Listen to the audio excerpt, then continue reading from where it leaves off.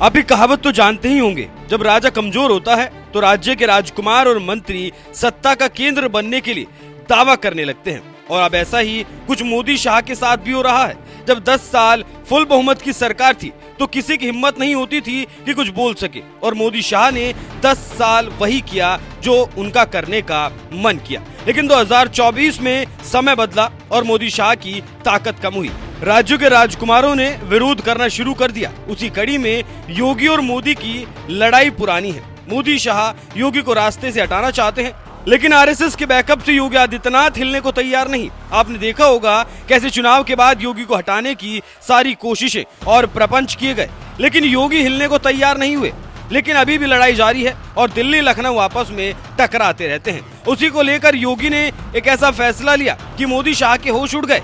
जी हाँ, आप जानते हैं कि योगी पर पकड़ बनाने के लिए मोदी शाह दिल्ली कैबिनेट सचिव और डीजीपी भेजते थे जो योगी की सत्ता पर पकड़ रखते थे। ऐसे कई नाम लिए जा सकते हैं, लेकिन योगी आदित्यनाथ कभी भी दिल्ली से अफसरों के चंगुल में नहीं फंसे और आगे बढ़ते रहे। लेकिन इसी मोदी शाह को जड़ से खत्म करने के लिए योगी ने अब बड़ा कदम उठाया है, जिससे दिल्ली हिल गई। खबरों की माने तो उत्तर प्रदेश की योगी सरकार ने डीजीपी चयन को लेकर एक नई नियमावली को मंजूरी दे दी। इस नियमावली के लागू हो जाने के बाद सरकार खुद अपनी पसंद के आईपीएस अफसर को डीजीपी बना सकेगी। उसे यूपीएससी के ऊपर निर्भर नहीं रहना पड़ेगा। और ये सब सोमवार देर रात कैबिनेट बैठक के दौरान पास किया गया। इस नियमावली को लेकर राजनीति भी शुरू हो गई और समाजवादी पार्टी प्रमुख अखिलेश यादव ने योगी सरकार के मजे ले लिए।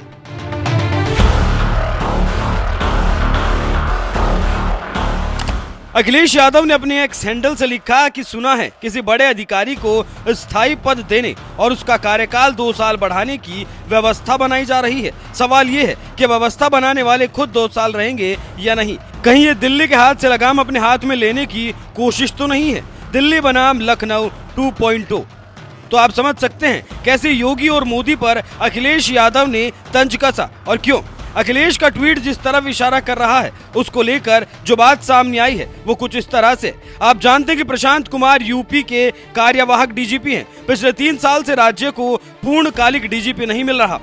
प्रशांत कुमार अगले साल मई में रिटायर होने वाले हैं। अभी इसमें 6 महीने का वक्त बाकी है। सोशल मीडिया पर चर्चा है कि प्रशांत कुमार को ही पूर्णकालिक डीजीपी बनाया जा सकता है। राजनीतिक जानकारों का मानना है कि अखिलेश यादव ने बगैर नाम लिए प्रशांत कुमार के बहाने ही योगी सरकार पर हमला बोला। कार्यवाहक डीजीपी बनने से पहले प्रशांत कुमार कई सालों तक एडीजी लॉ एंड ऑर्डर का पद संभाल रहे थे और कुछ राजनीतिक विश्लेषक इसे किसी और नजरिए से देख रहे हैं और कह रहे हैं कि लड़ाई जैसे भी हो मोदी योगी एक बार फिर आमने सामने हैं और इस बार योगी ने मोदी को जोर का झटका धीरे से दे दिया। देखना होगा कि अब दिल्ली कैसे रिएक्ट करती है और कैसे मुंह तोड़ जवाब देती है। लेकिन अखिलेश ने मजे तो खूब ले लिए।